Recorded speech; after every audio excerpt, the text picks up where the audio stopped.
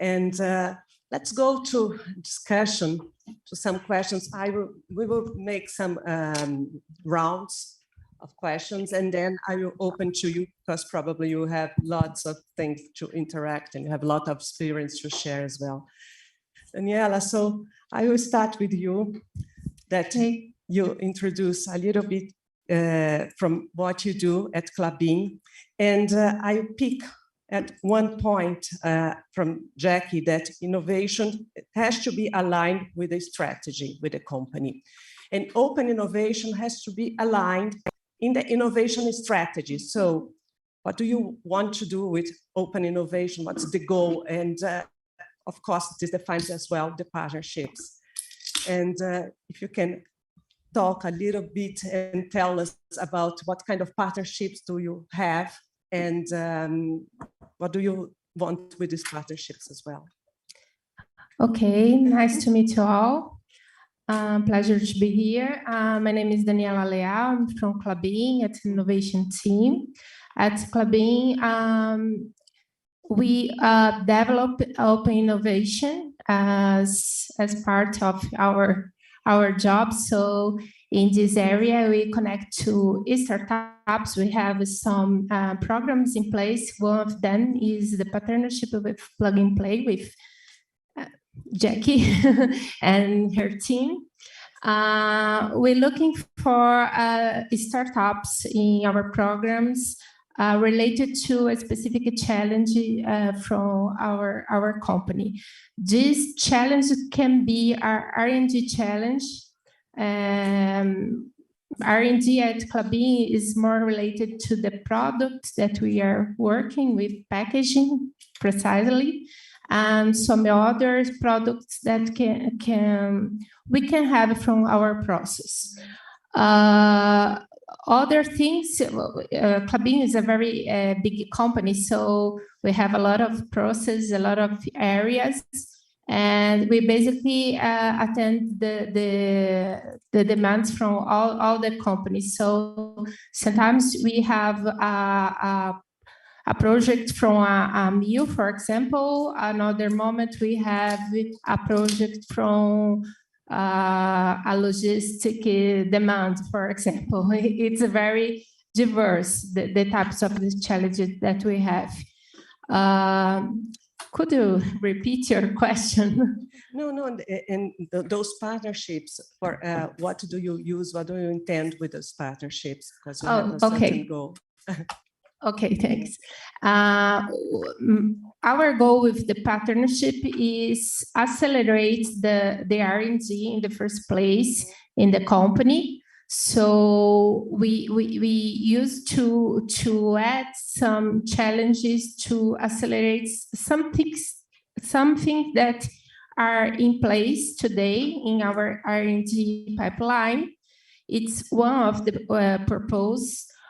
Other things that we used to do is integrate the innovation to accelerate the operational excellence is one of our purpose in the company. So we connect innovation to usually to propose something different to achieve a better process, to improve something in the company, and so meet our operational excellence demands. Is basically that. One other thing, another purpose that we have, it's very, very important, is sustainability. It's another pillar for us in innovation. So we're looking for solutions that in some way deliver some results in sustainability. Klabin is a company very, very concerned with sustainability. Is our goal, our future, and so we're looking solutions for that. Mm-hmm. Thank you. Okay, thank you. And how you work with a lot of companies. So if you tell a little bit for everybody what's TCS and what kind of partnerships do you find, and in Latin America especially? Okay, very good. So thank you very much for the invitation to be here. Actually, I am here on this stage because the cheapest ticket to be in the event is in the stage, right? So, and they pay me the lunch. So of course that I would accept, right? So TCS, Tata Consultancy Services, are a technology consultancy company. And what we do, we help customers from all industries to solve problems, right? So for the last 50 years, 50, TCS is helping a lot of large customers, only large customers from all industries to solve those problems. For the last 8 years, I am enthusiastic of the open innovation, because I really believe that I cannot keep helping my customers solve their problems by myself. I mean, with my own company, with my own resources, right? So this came in a very natural way. Reading a paper about Universidade Federal Fluminense, the university that I came from, and understanding that the guys was doing so good thing that was ready to be implemented in my customers, and I was far from them. I was not connected with them. Then I started to learn about this type of connection. I realized that there is a name for that, open innovation, and the world had a lot of great people thinking how to do it, like Plug and Play and Jackie and other examples. And then I have started this journey, right? In my previous company, I have started that, and I'm still doing here in TCS. The fact is that it's not easy. I mean, listen, Dani, I understand that there is a large space to think in open innovation for R&D, or thinking to solve problems on sustainability. I'm not saying that R&D and sustainability are minor problems, but the area that I am more excited to try to address questions are on the core business, right? So how can I create partnership with universities and startups to solve my core business, to help my customers' core business be solved? Because again, it's not a bias here, but it's easier or not that difficult to think in how to help on the R&D piece, but it's extremely hard to think how to solve on the core business, right? Because companies, large companies, corporates, they are used to buy services, right? So if I have a project to be implemented, it's easy. Let's buy some staff augmentation, put more people here, and then we deliver this project. Or we buy a service, closed project, and then the customer can have this project done, right? By a consultancy company, by a third party. The challenge is, how can the company, my customers, right, bring to the table universities and startups to help them to solve, not buying them, but collaborating with them, right? So I'm very happy to have Jackie here, because I'm a fan of Plug and Play, because these guys are finding a way of how working together, right, Jackie? And we had recently there in Israel, right, by Insper, by the way, a very important partner. And we brought a lot of answers and a bunch of more questions, right? But we're still looking for this kind of perfect solution. Maybe there is no perfect solution, but we're still fighting for this kind of answer, right? So how to really bring startups to the table, how to bring universities to the table, and helping core business being solved, being better, right? So this is the reason that I am here. This is the reason that I am TCS's partner of Insper. We are very close to open our innovation center here in Insper. And I'm very glad that this kind of questions, this kind of debates is being hosted by Insper, because this is kind of the thing that I'm expecting from a partner, right? And trying to now answer your question regarding partnerships, and we have our own program called Co-Innovation Network, where we have mapped 53 academic partners, right? So 40 research labs, more than 2,600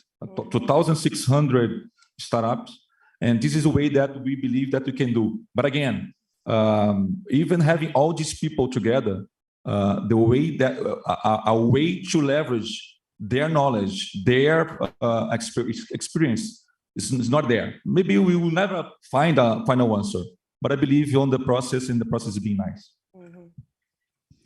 And so I think I will move to the next questions about culture clash, the clash of cultures, because we have the startups experimenting, risk tolerance to failure, and this is the process of experimenting. And you have big companies. They try, as Jackie told Mercedes, the Germans at the beginning, they didn't want to, Germans don't make mistakes. But if you don't make mistake, you do not experiment. What's your experience about this culture clash?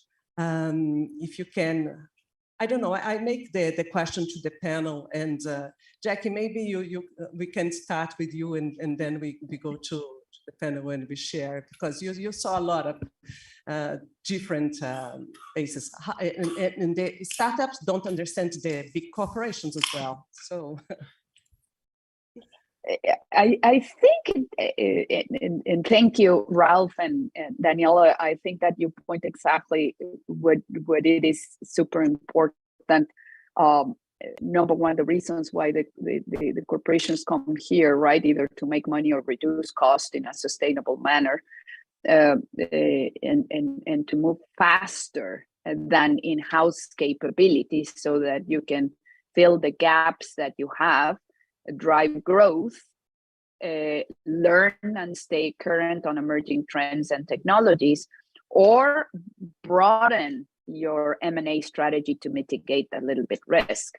Now, all of that is possible, but as you said, the cultural barriers can be really tough. And there is, in my opinion, there's a couple of barriers. Number one, the structural ones.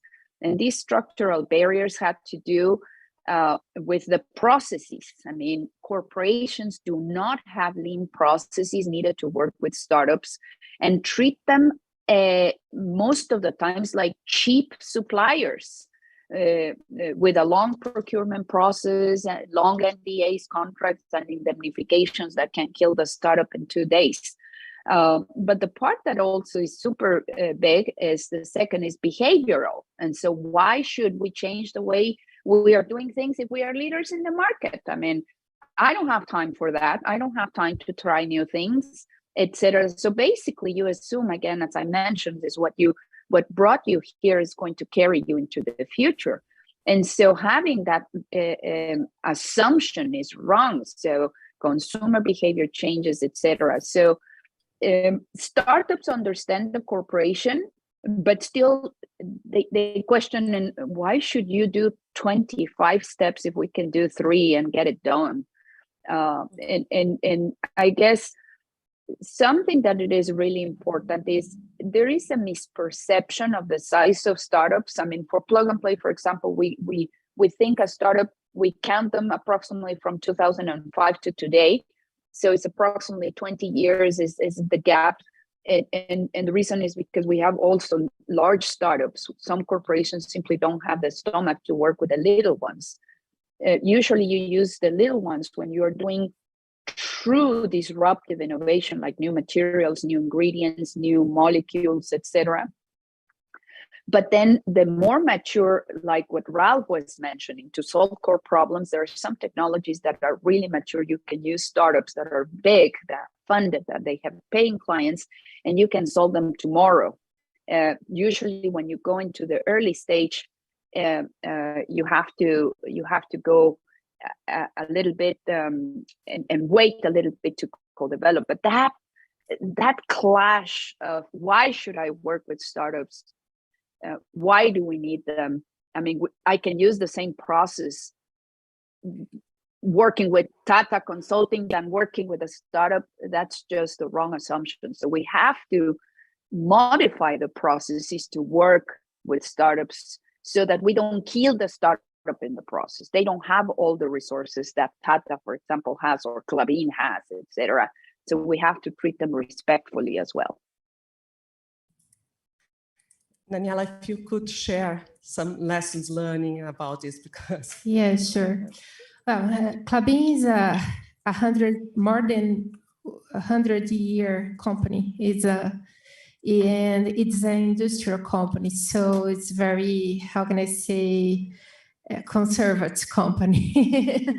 And when I started with innovation 4 years ago at Klabin, and I compare to today, I think a lot of change already changed between the beginning to now.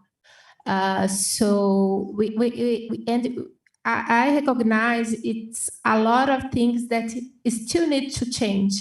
I consider culture, innovation culture is a long-term strategy. So we have to work a lot with the internal team. We have some programs, some tools inside, like, for example, we have some labs with agile tools to encourage teams to work together, co-working, etc. But it's not a program that I can achieve. I can how can I say? I can influence all the companies like small groups. We already have another program called Plant Sua Ideia. It's a program that collects ideas from all the staff. So it's another important thing that we are working with. Another point is it's like have good cases and spread it in the company. So we have a market work here. We need to have a good case and like stimulate some jealous from other side. You're like, I think you have some similar case. I think this is important too to achieve more innovation at the company. It's funny because in this morning I have a meeting with a startup, in my opinion, very interesting. But the team that is working together are very concerned about the problems to make a deal with this startup, because this is startup is not from Brazil. They are concerned about the permits that we need to bring the technology to here, the things that is like bureaucracy that certainly we will have, but we're not considering all the achievements that we can have with this startup. And so it's my work now to have a separate conversation with them and try to, how can I say, to make, not make it in their minds, but think it differently. I think they can think about the positive things more than negative. And when they have traditional teams, they put the problems first. So I think the innovation team work had to consider this part of the job to show the positive things are bigger. I suppose it's bigger than the problems that you certainly have. And I have to commend Klabin. I mean, Daniela and Renata, for example, who are the sponsors of the innovation programs. I mean, they have moved mountains to get to where they are today. I mean, she says that she started 4 years ago. I mean, they really changed a lot of the processes. And so congratulations on that. Of course, there's a lot more things to do, but what they have created, it's kind of like it starts with a small snowball and then starts getting bigger and bigger and bigger. Hopefully soon it's going to become a big just innovative force inside of Klabin. But you have done a great job, Daniela. Thank you, Jack.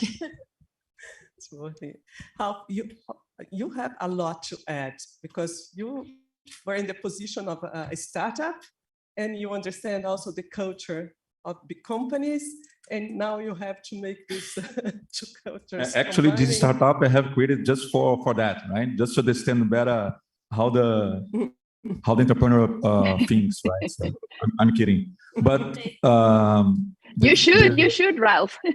No, I did. I have already. They have already failed. I have already bankrupted. So the exercise was done. No, but I was listening, Dani, and I was thinking here my answer as soon as you have made the question, because I really believe that all these culture things became a buzzword, right? So everybody knows that there is a culture clash. There is a cultural clash. There is a different way of thinking on the big corporates and startups, right? Everything here in this room knows about that. If I started to say here that I had problems with a university because the university would like to have 6 months to prove one theory, and my customer would like to have the solution implemented in 2 months, I would be repeating things that you guys already know. But I'd like to bring here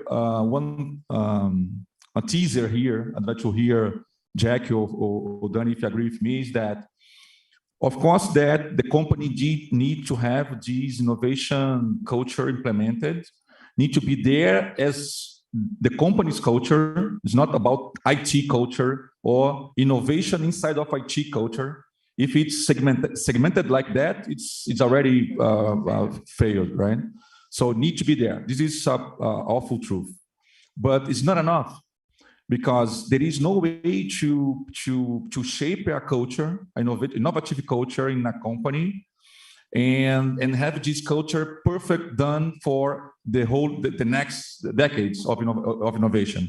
Because even if you have all the stakeholders accepting the way of working, failing fast, etc., it will be some moment in the time that the process will be failing, right? So how can I bring the products from a startup from outside of Brazil if I have no IPI, imposto de importação, etc., all the bureaucracy to have these here, right? So how to pay the guys, because the guys are not in my payroll, etc., etc., etc. So there is a cause-consequence interdependency on opening your mind, you call culture, but you need to have your process adapted to make it happen.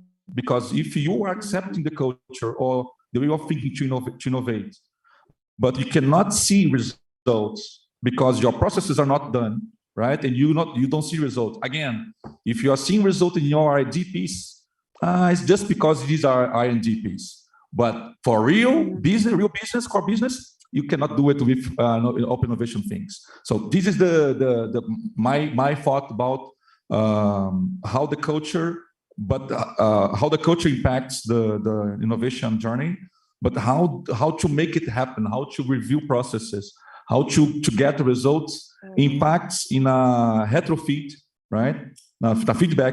Feedback to the culture and vice versa, and can be good, can be for good, can be for bad, if this is not making each other better through the time. I don't know if you agree with me, guys. It's a learning process. Let me add something super quick, if you allow me. And this is something that is important because we have experienced the same problem. Klabin, Ihara, which is another of our partners, for example, wanted to try a new product, and they couldn't import the sample to test it in Sorocaba. So I believe that the corporation has to take a proactive role inside of the regulatory system. I mean, the corporation has not gone to the government and tell them, you have to drop some of the barriers because we cannot innovate. you guys are extremely powerful in the industry. You have very good relationships. And some of the corporations that we're working, I mean, they are the most powerful corporations of Brazil. I mean, Klabin, Suzano, Votorantim, Tetra Pak. I mean, they are really powerful corporations. So you should try to lobby inside of the government and the regulations so that some of those regulations are hopefully reduced for innovation purposes. And so I know there is a lot of red tape and corruption and whatnot that the government is trying to limit, but somehow the industry has to take that proactive role to convince the government that this is in favor of progress. And so that's something that I think still the corporation needs to take that active role. Excellent. And I think my next question, and then I will open to you, is about how can the corporation learn with the startups and spread this learning through the corporation, and the startup learn with the corporation. But mainly, I think worries a lot is the transfer knowledge in the big corporation, because you have the innovations, you have the partnerships, but how do you transfer this knowledge that it learns, change the culture? And it's a big challenge, I think. I think startups are very important to bring to the company some new solutions that the company is not considering. Basically, I used to say to the people from Klabin, if you can find a solution in the market with a bid, you don't need us. We don't need the innovation team to look for a specific solution. So the idea here is really bring some technology, some process that we don't have so easily. It's the main point. Another point, as I mentioned before, the partnership that we have with Plug and Play and others is very related also to accelerate our R&D strategy. So we do have innovation at the company. We have a R&D center, very, very solid, with researchers, and they really do a good job. But if you only make innovation with this team, it will have we're going to have a very long time to develop things. So startups is a very powerful resource to accelerate that we have in place, and we are collecting very good results with this type of a partnership. Today, for example, I have 10 POC in place just for R&D guys at this moment. So, and of course, we have another that we already finished, but this knowledge that we have with this type of startups are very powerful for our development strategy. Same question. Yeah, I was thinking here, I believe that there are more to collaborate with each other than learn with each other to implement there. Of course, on the culture thing, I really believe that startup, there are much more to teach to big companies than the other way around, right? So now you have a vice president Latin America without ties, without social shoes, in jeans like that, right? Looking these ridiculous talks. So this is a startup culture that is, coming to the big corporates. So on behavior, on the way of thinking in a hybrid mode, much more remote than in the office, et cetera, et cetera, et cetera. But I really believe that a company has a journey, right? So there in Israel, you have seen, right? So startup becoming big companies. So a company, the right startup, the good startup, the unicorn will become a big company. And there is things that they have to pass being startup that they will not be there when they are a big company, right? But of course, there are things to learn each other. I believe that agile way of thinking, agile way of working, that is not a startup culture or belonging, but it's something that the big corporates are already playing for such a long time. I cannot think in some topics or thoughts that big corporates could teach to startups. The point is that the way of working and thinking, the big companies, the big corporates need to have that, right? Most of them, because of the compliance things, because of the control of things, budget, etc., right? So in a startup, you don't have it. So I don't know. I don't have a perfect final answer for that, Andrea. So only these thoughts. Yeah, no. It's. I think there is no answer, no right and wrong. So, Jackie. I do. It's really interesting. I think, as Ralph mentioned, and this was a very interesting comment that he made. I mean, startups are very agile and very good at developing technologies, and they learn the technologies really in depth. So when they address a problem, if this is a good startup, startups are really good at solving a particular pain point. And because they have the time, because that's their livelihood, I mean, that's the only thing they do, they really go deep into understanding the root cause of problems. So that's the part that they can teach the corporation, because they are on the everyday job, they understand the problem, but they only can go so deep because they don't have time to go deeper. But then if they complement with the knowledge of the startup and the agility of the startup, then they can go deeper and learn a little bit faster.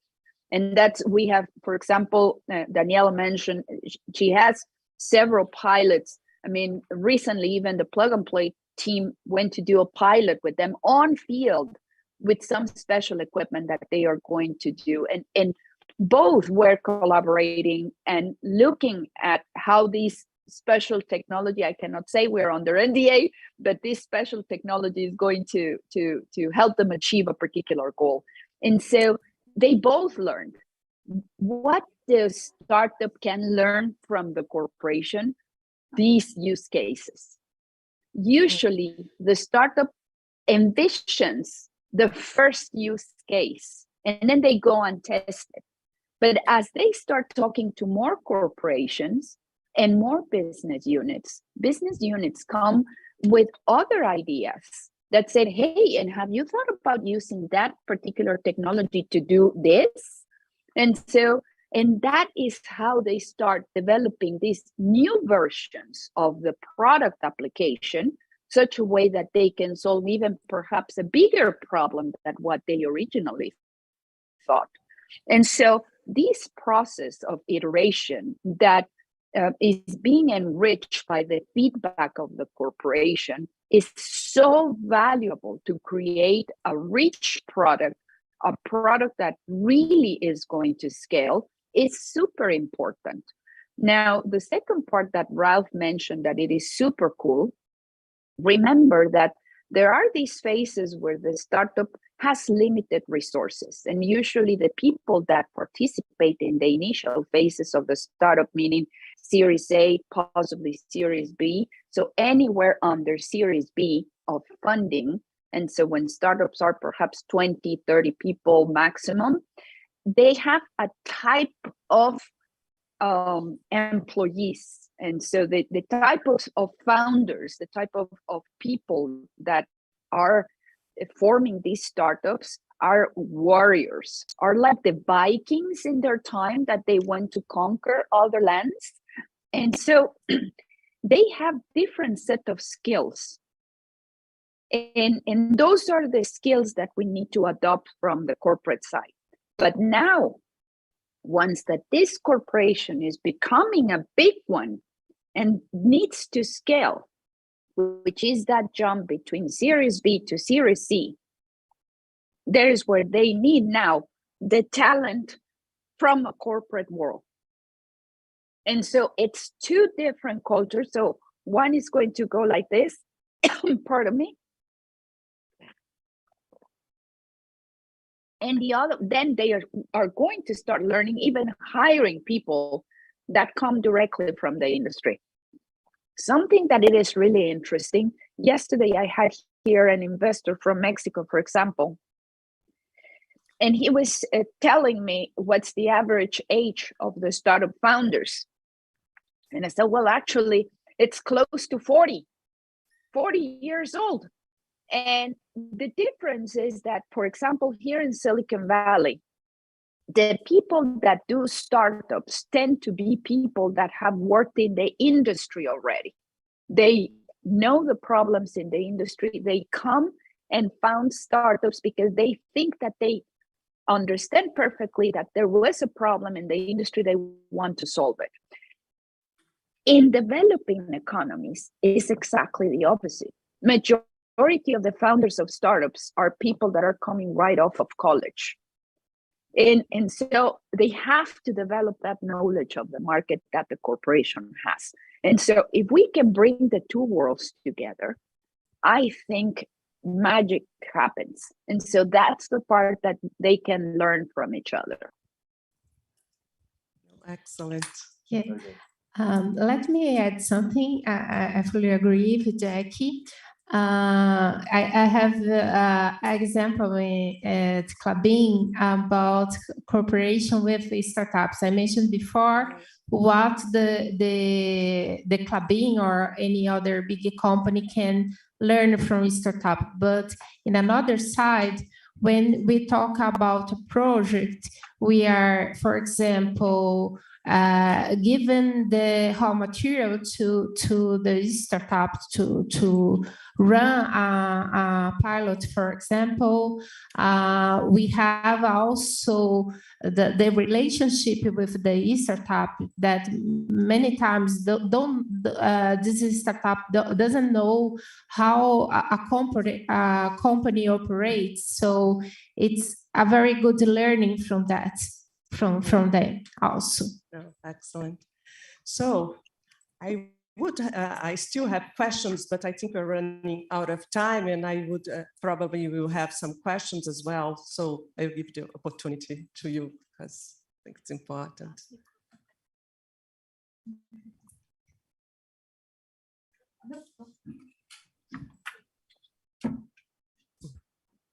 Somebody, because I have. Okay, I would like to know how you guys, you that were running POCs, I think you have some thoughts about it as well. Do you have a framework? How do you use it? How do you put it on practical way? POCs and working with startups, what are the frameworks that you, because it's beautiful when we say like, oh yeah, we connected with a startup, but then when we start the job, for me is the worst part because you have different kind of developments from the startups and so on. Yes, we don't have a process, a very tight process. I mean, depends of each case. The case that I mentioned before were cases related to research. So after decide to go with the startups, we have a lot of meetings with them to set the scope. It's very, very important. What we want to run in this pilot, what the answer that I need to discover works or don't work. This is very important. All the work that I make with startups, I try to reduce the scope for a minimum.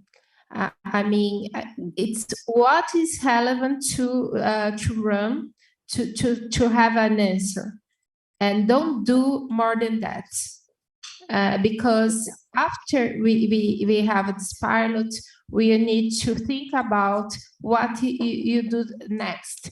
And it's very important to have a very small scope as possible, of course. In this case that I mentioned, after the scope, we have a lot of work with unfortunately, with the bureaucracy. We have a contract to do. NGA is very important. After all these terms and things that can take a while, we start the collaboration process. So we start to make the pilot, and it's very important to have a schedule for that with deliverables, the things that we need to send. For example, we have some examples that we need to send samples to another country. This can be hard at some point. And okay, we have to schedule all the things that we need to do for this pilot. And this case that I mentioned is very specific for research, but we have another case that we install sensors at the field. When I say field, I mean Klabin is a forest company, so we need to put literally in the field. So we have to organize this installation. For example, we need to involve some people that work on field. It's another schedule, it's another type of thing, so it's totally different. So because of that, we need to think by case. And how you work the anxious of the board team? Because they expect us to deliver in 3 months a new product and stuff like that. How you work this? Just to know if it's really different from us. Innovation project is a project that you have to answer a question. Do things work in this environment, yes or no? So this is what you deliver. We don't have a project that, oh, okay, I have a solution for this field, and they deliver a very good result in the first time. As Jack mentioned, it's not a first-time project. We have to try a lot. And in a POC, you answer one question. No, don't make many questions to a POC. I consider that we don't need to have many things to deliver in the POC. Answer one question and set the expectation about that. In the case, for example, we had a project with Plug and Play. We use a satellite to have some information from the forest. And the answer here is these systems. Is the systems good to have anticipation of a fire problem, for example? Yes, so you have to measure during a period and say this information are good comparing to another process that you have in place. So this is the answer. Yes, works well. Oh, okay. So let's to move forward and increase the scope. There is a expectation that innovation can solve all the problems in a time. So you need to manage the expectations. You're not gonna have a silver bullet. You need to do this experimentation for a small POC for 3 months or a year, but it is not takes so long too. So you used to do for 3 months or a year, but you need to align this expectation, because In a while, you're gonna frustrate the team and everybody, because when you sell innovation, you sell that everything is good and it's gonna work, but it's not like that. We have this mistake, and we need to experimentate. So, something that may I add, and this is super valid what you commented. There's the four things. What is the evaluation of what you are evaluating? The second, and I put that in the screen because those are some things that we really have to answer. And Daniela pointed out perfectly. I mean, does it really work? Does it have the potential? Can it create a business value inside of the company? Can we do a partnership with this startup? And this is really important when you're working with startups. The protocol is different, but something that is super critical is to balance the portfolio of projects that you're working in. And so that you put projects that are kind of like low-hanging fruit, easy to complete, that you have 80% of chances of succeeding, that it's going to be okay. And then you're going to pepper a bunch of the other more complex projects. Now, when the projects are complex, break them in milestones so that everybody understands that from here to here is the first milestone, and what we're going to measure is this. On the second milestone, we're going to go for this, same as Daniela mentioned, because that way you set that expectation that you're mentioning, and hopefully everybody understands what you're going. Do not try to select only those fancy super duper projects, because then people get bored, especially the management, that they want to see results. They give you $1 million to work on innovation, or 1 million reais to work on innovation this year. What did you do with that million reais that I gave you? And that is very common. They always do that, and they always ask you, what did you do with that? And so try to get a balance of the quick wins that you can show as an example, and then you make advertising about those quick wins, so everybody starts believing that this process works. And so little by little, you start adding complexity to the project. Don't put very long projects. Don't test it for long, because people forget. They drop priorities, and then they don't complete the project. So always measure. We always recommend 2-3 months, these pilots, POCs, whatever you're doing, and then do relays so that you can continue moving forward. wow, excellent. I'm sorry because we run out of time. So just to close the panel, if you have a word to describe the lessons we have, just one word, if you can think about it, and we start here, and you think about, I think, Thais, they have the interaction there. You have how to interact and share. Yes. So if you can think about a word about open innovation and the challenge. Just one word. Just one word. I would choose resilience. Empathy. Jackie. Inspire. Persistence.